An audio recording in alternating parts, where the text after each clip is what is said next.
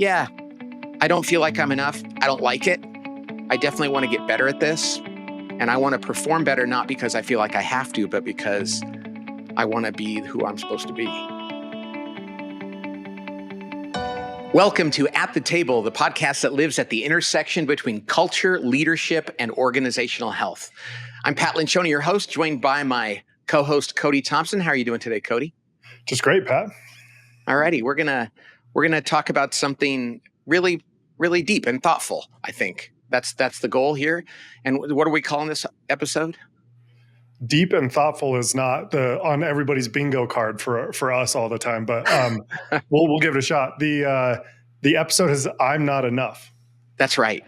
So, Cody, a few months ago, we did our last audio-only podcast, which was kind of the kickoff of our new season of podcasts, if you will.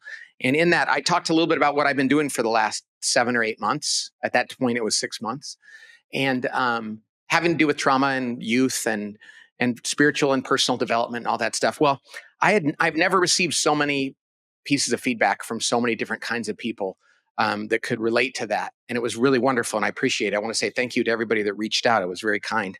And what's interesting, over the past few months, every time I talk to a leader who's either heard that or somebody that it just comes up, I think almost every single time the leader will say to me, I think I have that too.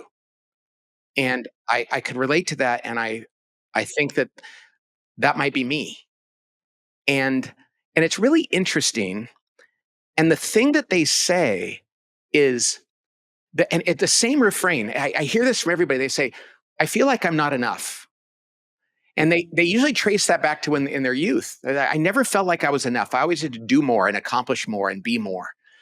And this seems to be a pretty, I don't want to call it universal, but a very common feeling among many people. And I guess it makes sense in terms of I'm dealing with people like who run a company or work really hard, or they're generally pretty successful. But I think that this is one of those things that a lot of people in life have come to the conclusion that they're never done, that there's always more that they have to prove. And some people will say to them, well, it served you well, though, right? Because look, you've accomplished a lot in your life, whether that was in school or in sports or in business. And that's an interesting thing. I know I used to say that to myself, too. But there's a fallacy in that, Cody. And that is that we think that, gee, if I felt like I was enough, maybe I would have stopped working or stopped trying, and I would have failed, or I would have never accomplished what I've accomplished today. And that seems to make sense. There's something kind of almost rational about that, but it's not. It's a fallacy, because the truth is, and this is what we want to talk about today, is when you think I'm enough, it doesn't mean you're going to stop trying.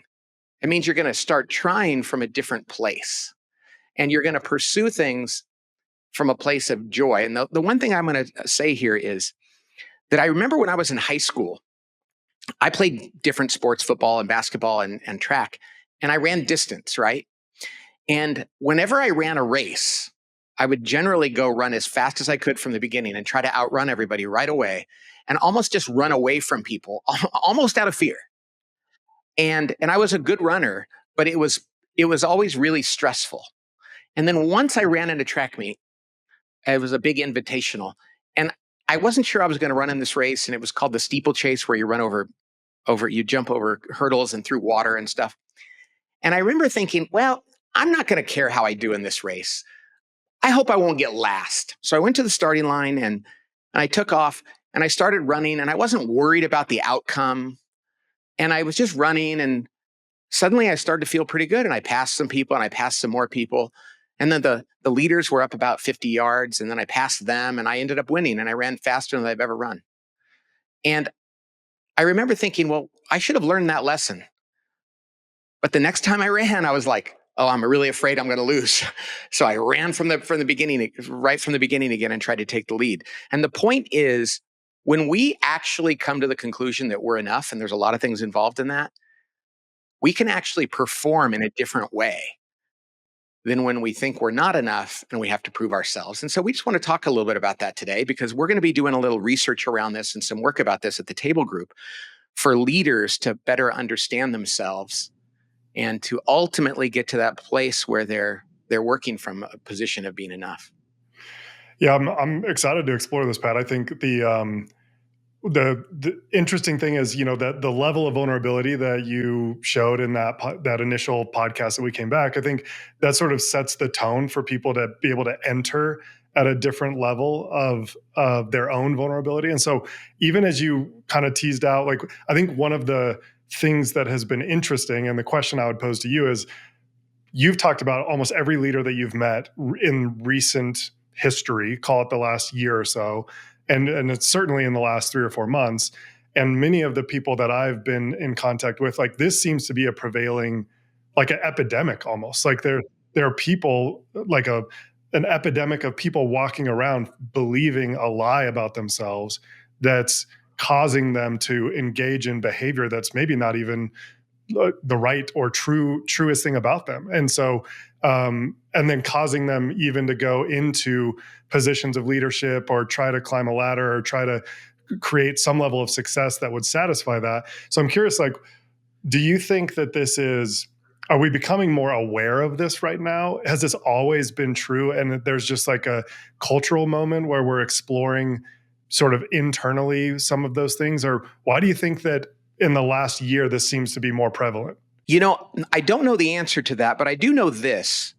The comment I'm getting from people, both writing to me after that podcast and the people I meet, is that hearing somebody else say that they have that makes them feel more comfortable saying, I have it too. And some of the people I know really well that are telling me this, I've known for a long time, and they're very confident. And I honestly thought they were going to say, man, you're a wuss, Pat, and they were like, Pat, I think I have that too. And I'm just too afraid to look at it. And then, like, I was talking to a CEO last night of a huge organization, and a guy I know, but I'm not that close to him.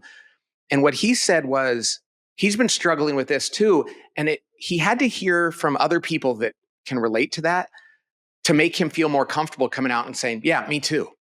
And so I think the epidemic, which I believe has probably always existed, requires that we don't feel like it's just us. Because I can tell you, for the longest time in my life, I thought it was just me. I thought everybody else is successful, is pretty comfortable with what they're doing. They're doing it out of joy, and they know that they're enough.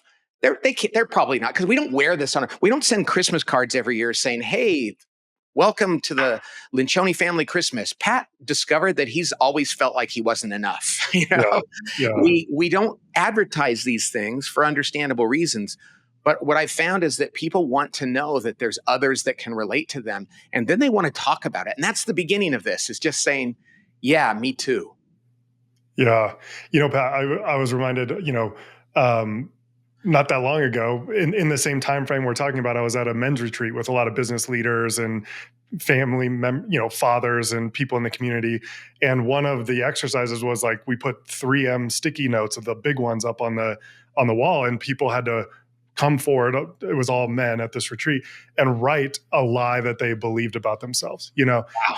And I would have, at the time, it was interesting, and even now during this conversation, I bet that 60% of the sentences, the I am statements up there, were in the ballpark of I'm not enough.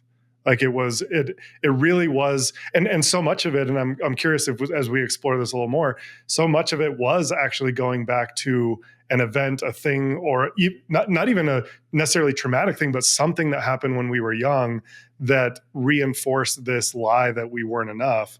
And so we moved into the rest of our lives sort of with a vow that we're going to prove that not to be true somehow. Right.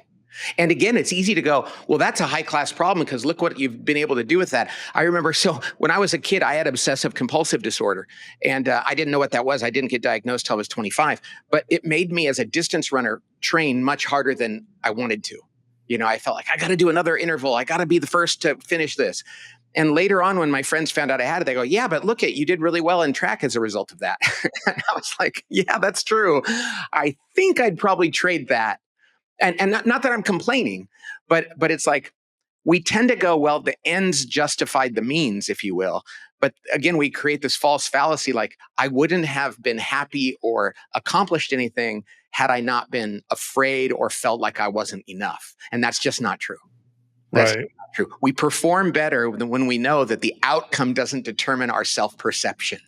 Well, and I think even you had mentioned it about track and so much of your even professional pursuits is like the motivation being fear or love, like joy and love. And I think there is a tendency for leaders or people, even particularly successful people, to think, well, if I don't do the running as a fear thing, I don't know that there's success without that.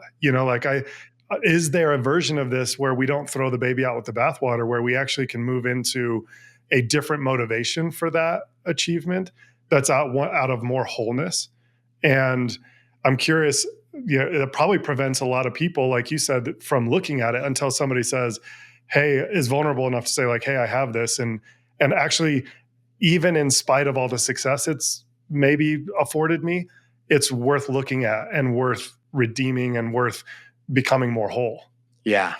It's so funny that the CEO I was talking to last night, he heard the podcast because somebody close to him at work knew just enough about him to know what he struggled with, and said, I think you need to listen to this. So, and by him being vulnerable with somebody else, they actually helped him. And I think that's one of the things, is a little bit of vulnerability opens you up to others helping you, and you giving other people the courage to get help for themselves too. I had a chance to meet Arthur Brooks recently. He's the Harvard professor, and he's done all kinds of things in his life, who writes about happiness. He does research around happiness. Great guy. And I remember one of the things that if I remember correctly, that he said to me was that we have to detach ourselves from outcomes. And what I loved about him is, here he's a researcher about this and a very successful guy, but he said he struggles with it too. Because I was telling him about my situation. He's like, oh yeah, I have that. I have this and this and this. And I was just like, okay, so the guy who studied this, the guy who lives and he's an expert in this, we tend to think like, oh, you're a parenting expert, then you're perfect at this. No, yeah. The best parenting expert is somebody that's struggled and made mistakes. The best business consultant is somebody that's actually failed. We did a podcast with Dave Ramsey, and Dave knows how to give people financial advice because he went bankrupt once. And I remember reading recently that if we don't suffer, we can't help other people in their suffering.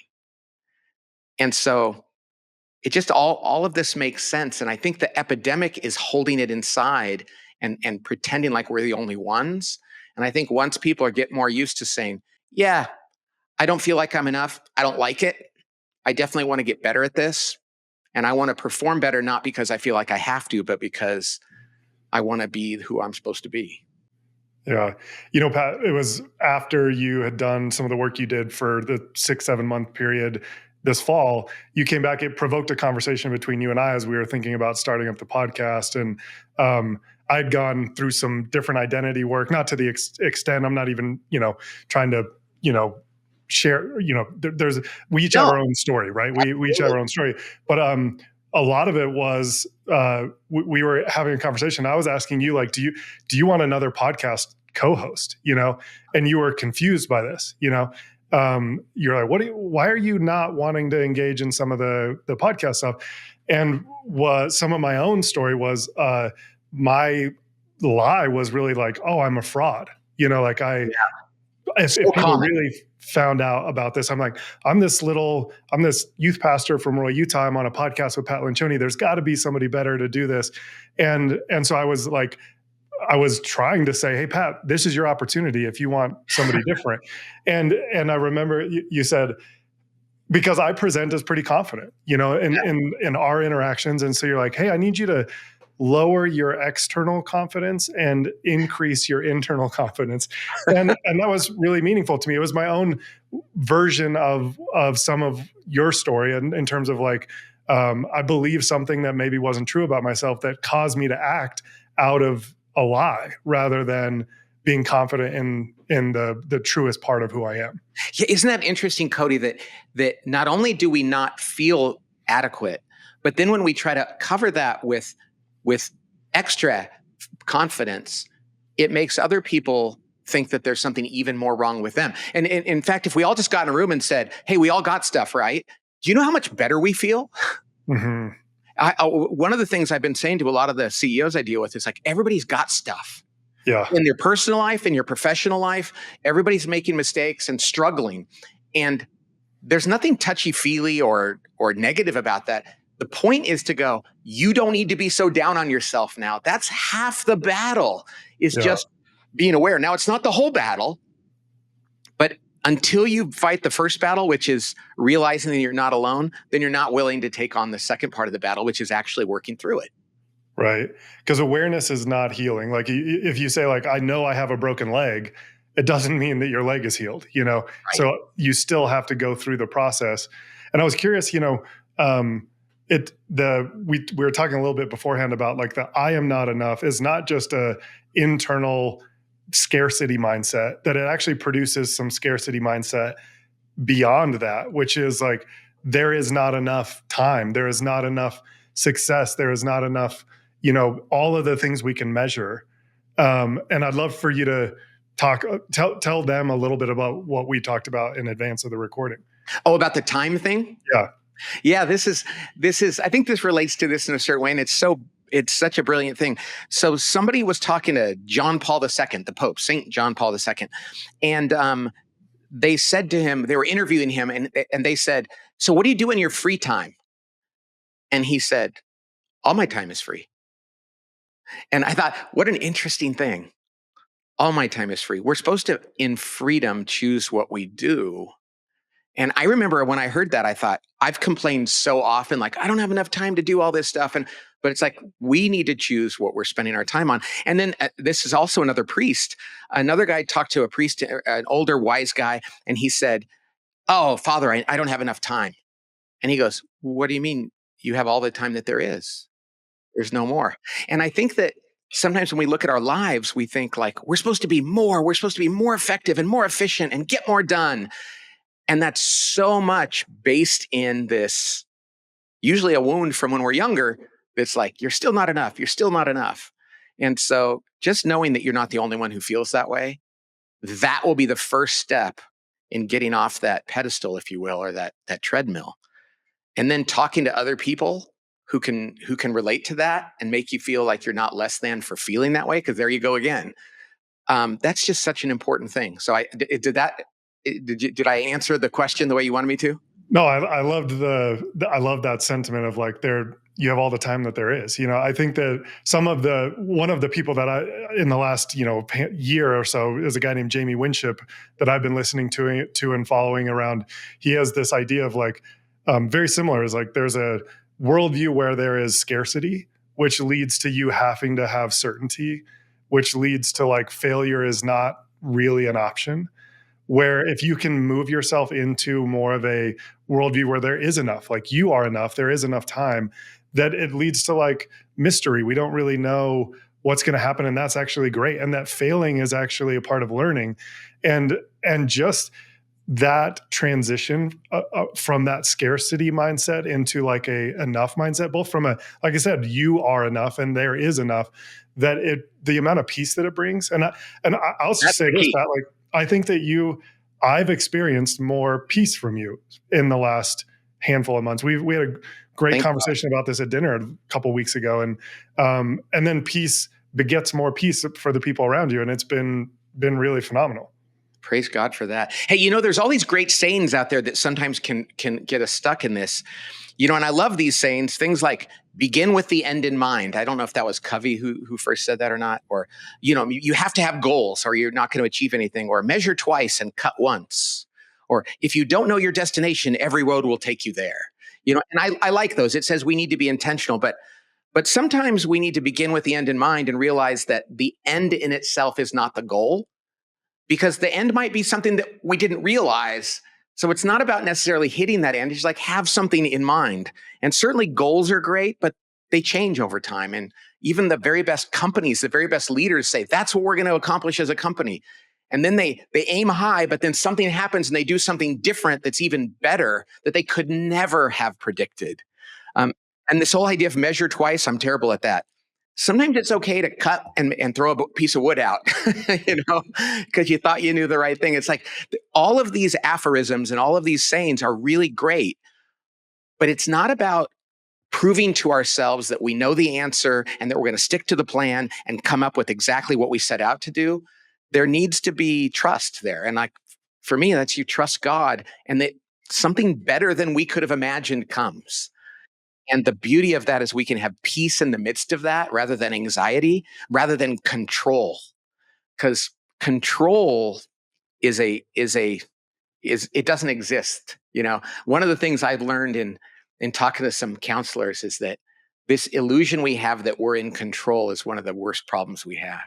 And coming to terms with the fact that I don't actually control the outcome of things is really peace inducing.